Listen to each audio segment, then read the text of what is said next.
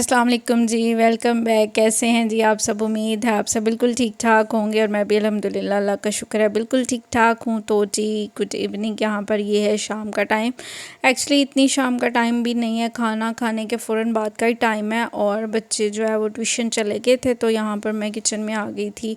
ये मैंने रात से जो है मलाई निकाल के रखी हुई थी और ये काफ़ी जो बाउल है वो भर गया हुआ था, तो मैंने कहा ये भी एक काम है, इसको कंप्लीट कर लिया जाए। और जो है मैं यहाँ पे इसका मक्खन निकालूंगी और फिर इसका देसी घी बना के तैयार करूँगी। और जो इसका तरीक़ेकार है एक्चुअली वो सारा मैंने अपने चैनल पे ऑलरेडी आगे मैं शेयर कर चुकी हूँ, इसलिए मैं आज आपके साथ डिटेल में तो नहीं शेयर करूँगी, लेकिन थोड़ा थोड़ा मैं आपको बता देती हूँ। थोड़ा थोड़ी बिलाई लेके मैं जो है इसको जो ब्लेंडर है उसमें डाल के ब्लेंड करती जाऊंगी और जैसे ही वो थिक हो जाएगी और मक्खन अलहदा और जो उसका पानी है वो अलहदा हो जाएगा तो मैं उसको यहाँ पे मेरी देगची है उसमें डालती जाऊंगी। तो इसी तरह से मैंने सारी जो बिलाई है वो बना के तैयार कर ली थी और यहाँ पर जी मक्खन मेरा जो है तकरीबन रेडी हो गया था। और अब नेक्स्ट स्टेप ये है कि हमने इस मक्खन को जो है पानी से अच्छी तरह से वॉश करना है इकट्ठा करके, ताकि ये जो पानी है वो इसका क्लीन हो जाए। और मैं इसको इकट्ठा करती जाऊंगी और जो इसका पानी निकलेगा, लस्सी निकले, जो भी आप कह सकते हैं, वो निकलेगी तो उसको मैं फेंकती जाऊंगी।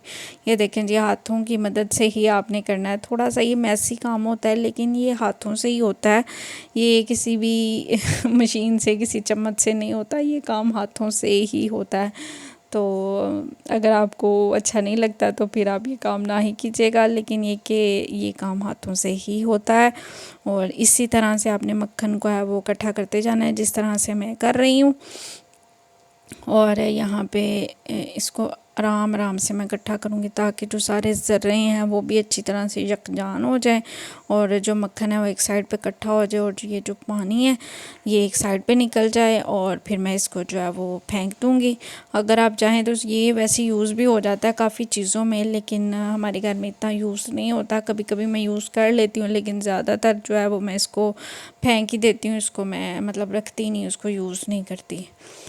तो जी अगर आप इसकी फ़ुल रेसिपी या इसका फ़ुल तरीक़ेकार, इजी तरीक़ेकार जानना चाहते हैं तो आप मेरे चैनल पे जो है वो देसी घी और मक्खन निकालने का तरीका है वो देख सकते हैं।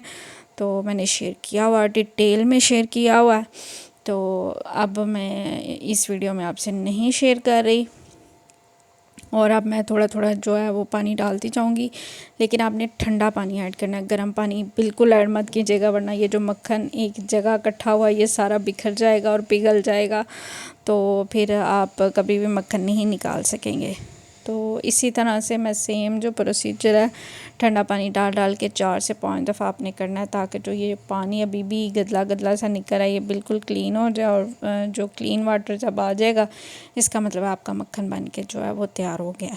तो अब मैंने एक और देगची ले ली है जिसके अंदर मैं घी बनाऊँगी। तो उसके अंदर अब मैं जो है मक्खन को निचोड़ के कह लें, थोड़ा थोड़ा हाथों से निकाल के प्रेस करूँगी ताकि मज़ीद जो इसके अंदर पानी है वो अच्छी तरह से निकल जाए और जो हमारा मक्खन है वो देसी घी बनने के लिए जो है वो तैयार हो जाए। और उसको मैं फिर चूल्हे पे रख दूँगी देसी घी बनने के लिए। और आज मैं आपके साथ अपनी इवनिंग की कंप्लीट जो रूटीन है वो शेयर करूँगी कि किस तरह से मैं, क्योंकि आज हंडिया भी दोपहर को नहीं बनी थी और हंडिया भी मैंने बनानी है, तो मैं आपके साथ सारी वो रूटीन शेयर करूँगी, हंडिया बनाना और रात को किचन वगैरह क्लीन करना, किस तरह से मैं किचन क्लीन करती हूँ। तो आप इस वीडियो को एंड तक ज़रूर देखिएगा और मेरे व्लॉग को एंजॉय कीजिएगा। और यहाँ पर जी ये देखें जी, मैंने सारा जो है वो मक्खन जो है वो अच्छी तरह से निकाल लिया बिल्कुल और पानी स्ट्रेन कर दिया। अब मैंने इसको जो है पकने के लिए हल्की आंच पे रख दूँगी और ये जी पकता रहेगा तकरीबन इसको 3-4 घंटे जो आराम से चाहिए पकने के लिए। तो लाजमी इतनी अफरा तफरी मत कीजिएगा, आराम से इसको पकने दीजिएगा। और जब ये पक जाएगा किस तरह हमें पता चलता है कि ये बिल्कुल रेडी है, तो वो भी मैं आपके साथ शेयर करती हूँ कि वो लुक कैसी होती है कि जब हमें पता चलता है कि जी मक्खन जो है वो बिल्कुल रेडी है। तो इसके बाद जी मैं आपके साथ फ़ौरन उसकी लुक शेयर करूँगी। तो ये देखें जी, यहाँ पे अब ये जो लुक है ना, इससे बिल्कुल ये मक्खन मिल्क जो देसी घी है ना वो बिल्कुल रेडी है। अब हमने जो है वो चूल्हे को बंद कर देना है। और यहाँ पर जी मैं खाने की तैयारी करने आ गई थी, और खाने के लिए आज मैं बनाऊँगी जी egg curry, dhaba style egg curry. और इसकी भी रेसिपी मेरे चैनल पे ऑलरेडी मैंने शेयर की हुई है, अगर आप, लेकिन फिर भी मैं आपको थोड़ा बहुत जो है वो इसमें बता देती हूँ। तो आपने अभी तक नहीं ट्राई की तो मैं तो कहूँगी आप ज़रूर ट्राई कीजिएगा, क्योंकि बहुत मज़े की बनती है और झटपट बनती है। इसमें कि बहुत मुश्किल काम नहीं है, बहुत इजी तरीके से बनती है और फटाफट से बन के तैयार हो जाती है।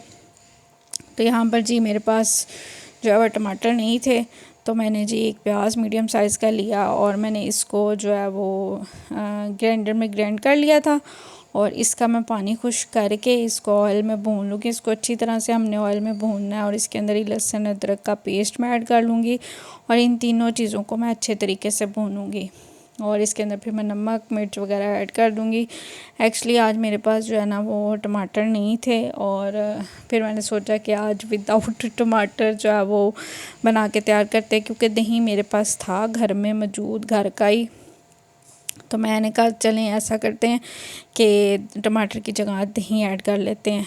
तो बुरा टेस्ट नहीं आया था, बड़ा अच्छा मज़ेदार सा टेस्ट आया था। कभी कभी ऐसे भी कर लेना चाहिए, जब चीज़ें नहीं अवेलेबल हो तो फिर जुगाड़ वगैरह कर लेने चाहिए, और जुगाड़ कामयाब हो भी जाते हैं। और अल्हम्दुलिल्लाह कामयाब हो गया था, बड़ी मज़े की बनी थी एग करी। और अब मैंने इसके अंदर जो है नमक मिर्च हल्दी ऐड कर दूँगी, और इसको अगेन अच्छी तरीके से भूनना आपने, जिस तरह आम मसाला भुना जाता है ना वैसे ही भुना है, ताकि जो प्याज का कच्चापन है, जो दही का कच्चापन है, वो अच्छी तरह से जो है वो जो है अच्छी तरह से भुन जाए, और प्याज के कच्चेपन की जो स्मेल होती है, रॉ प्याज की जो स्मेल होती है ना वो ख़त्म हो जाए। और फिर हम इसके अंदर एग ऐड कर देंगे और धनिया डाल देंगे। और ये सिंपल सी यही रेसिपी है, कोई इसमें मुश्किल नहीं है, बहुत ईजी है। क्योंकि एक तरफ हमने अंडे बॉईल कर लिए थे और वो भी डन हो गए हैं, उसको मैंने छील के रख दिया था। और यहाँ पर ये देखिए मसाले को आपने इस हद तक भूनना है कि ये जो लुक है ना ये आ जाए। ये लुक आ जाएगी ना तो इसका मतलब ये है कि हमारा जो मसाला है वो अच्छी तरह से मज़ेदार सा भुन चुका है। और अब हम इसके अंदर जो है वो थोड़ा सा, आप जितना चाहें, अगर आप चाहें तो आप ऐसे भी रख सकते हैं, लेकिन मैं इसके अंदर थोड़ा सा पानी ऐड करूँगी ताकि थोड़ा सा लिक्विडी हो, क्योंकि बच्चों ने खानी है। और फिर ये कि रोटी के साथ खानी है तो थोड़ा सा लिक्विडी हो, फिर ही मज़ेदार सी एंजॉय होती है। ज़्यादा पानी मैंने ऐड नहीं किया था, बिल्कुल पतला शोरबा नहीं बनाया था, लेकिन थोड़ी सी थिक ग्रेवी ही थी, लेकिन थोड़ा सा पानी मैंने ऐड किया था। अब मैं जी जो एग्स हैं वो उसको लूँगी और उसको दरमियान से स्लिट करके इस तरह से डालती जाऊँगी। और आपने इस तरह से डालना है, अगर आप उल्टे डालेंगे तो जो इनका जो येलो वाला हिस्सा है, यानी कि जो एग योक है वो जो है वो मसाले के अंदर मिक्स हो जाएगा, और जो है वो मसाले के अंदर गिर जाएगा और घुल जाएगा। तो अब आपने इसको बड़े हल्के हाथों से, जिस तरह से मैं इसको हिला रही हूँ, आपने भी इसी तरह से हल्के हल्के हाथ से हिलाना है। और अगर आप को लगे तो बिल्कुल मत हिलाइएगा, ऐसे ही रहने दीजिएगा। और इसके अंदर अब मैं ऐड कर दूँगी एंड पे धनिया, और धनिया ऐड करने के बाद जी हम इसको जी दम पे जो है वो पकने के लिए छोड़ देंगे, ताकि जो ऑयल है वो ऊपर आ जाए और जो मसाला है वो जो हमारे अंडों पे वो भी अच्छी तरह से लग जाए।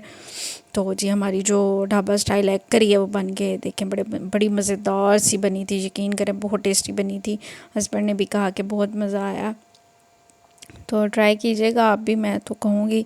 तो अब हम इसको रख देंगे हल्की आंच पे दम पे, और दूसरी साइड पे मैं फटाफट से जी रोटियां बना लूँगी, क्योंकि खाने का टाइम हो गया था।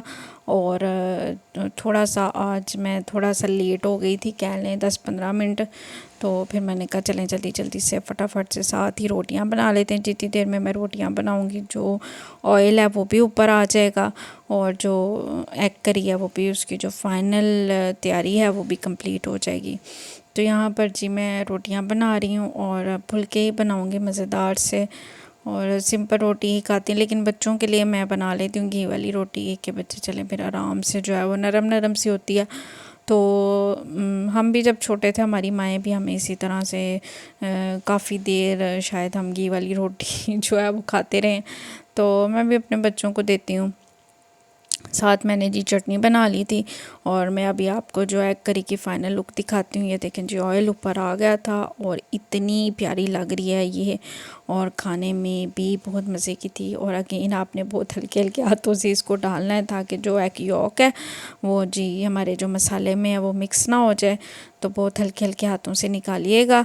और मज़ेदार सी जो हमारी एग करी है, ढाबा स्टाइल एग करी, वो तैयार है। और अगर आप इसकी डिटेल्ड में रेसिपी चाहते हैं तो मेरे चैनल पे ऑलरेडी मौजूद है, आप जाके देख सकते हैं और ज़रूर ट्राई कीजिएगा। बहुत मज़े की बनी थी। और जी उसके बाद जी हमने खाना वगैरह खाया, और खाना वगैरह खाने के बाद एज़ यूजुअल मैं फ़ौरन किचन में आ जाती हूँ, क्योंकि फिर बच्चों को देखना होता है, बच्चों को सुलाना होता है, 100 काम होते हैं। तो इसलिए मैं बिल्कुल नहीं बैठती, फ़ौरन से खाना खाने के बाद मैं किचन में आ जाती हूँ। और सबसे पहले मेरा काम होता है स्टोव क्लीन करना। तो यहाँ पर जो मेरा बर्तन धोने वाला कपड़ा है उसी से मैं साबुन लगा के स्टोव को अच्छी तरह से क्लीन कर लूँगी, क्योंकि किचन क्लीन होना फिर नेक्स्ट डे जो है ना काम करने का बड़ा मज़ा सा आता है, बड़ी रिफ़्रेशमेंट सी फील होती है कि हाँ जी किचन क्लीन है, तो अब हम इजीली जो है अपना काम जो है वो अपना एंजॉय कर सकते हैं। अगर किचन आना क्लीन हो तो फिर सुबह जब किचन में है ना तो मूड मेरा तो बड़ा ऑफ सा हो जाता है कि ओहो किचन भी क्लीन नहीं था। तो यहाँ पर जी मैं सिंपल से उसको पहले अच्छी तरह से साबुन लगा लूँगी, और ये जो साइडों वाली शेल्फ़ें होती हैं ये भी मैं साबुन से क्लीन कर लेती हूँ। उसकी वजह ये है कि जब कुकिंग वगैरह होती है ना तो ऑयल के छींटे हमें नज़र आएँ या ना आए, लेकिन पड़ते तो रहते ही हैं। तो इस वजह से जो है ना एहतियातन क्लीन करना लाजमी हो जाता है। तो मैं रात टाइम जो है ना साबुन से अच्छी तरह से ये शेल्फ़ साइडों वाली, सामने वाली जो है, पीछे वाली जो होती है वो भी मैं अच्छी तरह से लाजमी क्लीन करती हूँ। और मैं मतलब मेरा तरीक़ेकार ये है कि मैं लाजमी जो है ना इस चीज़ को, इन शेल्फ़ों को साबुन से फिर ये कि अच्छी तरह से क्लीन कर लेती हूँ। उसके बाद कपड़ा और बिल्कुल ये देखें शाइनिंग वाली हो जाती हैं, बिल्कुल साफ़ सुथरी हो जाती हैं। और जो चीज़ें हैं, शेल्फ़ तो वैसे दिन में कितनी दफ़ा ही क्लीन होती है, तो ये तो आप कह नहीं सकते कि शेल्फ़ गंदी थी। शेल्फ़ मेरी बिल्कुल अल्हम्दुलिल्लाह क्लीन थी, क्योंकि शेल्फ़ कितनी बार दिन में क्लीन होती है। जब भी कोई चीज़ गिरे या ना गिरे मैं शेल्फ़ जो है बार बार क्लीन करती रहती हूँ। और जो ये जो दीवारें होती हैं इन पे भी हल्का हल्का कपड़ा मार देती हूँ, ताकि अगर कोई इन पे भी छींटे वगैरह किसी चीज़ के पड़े हैं तो वो भी जो है ना वो अच्छी तरह से क्लीन हो जाए। और सारी चीज़ें हटा के मैं अच्छी तरह से जो है वो शेल्फ़ अपनी रात टाइम एक दफ़ा ज़रूर क्लीन करती हूँ। किचन क्लीन करने के बाद जी मैंने बर्तन भी अच्छी तरह से वॉश कर लिया और किचन मेरा क्लीन हो गया। और इसके साथ ही मैं अपनी वीडियो का एंड करती हूँ। वीडियो अच्छी लगे हो तो प्लीज़ लाइक कर दिया करें। Thank you so much for watching. Take care. अल्लाह हाफिज़।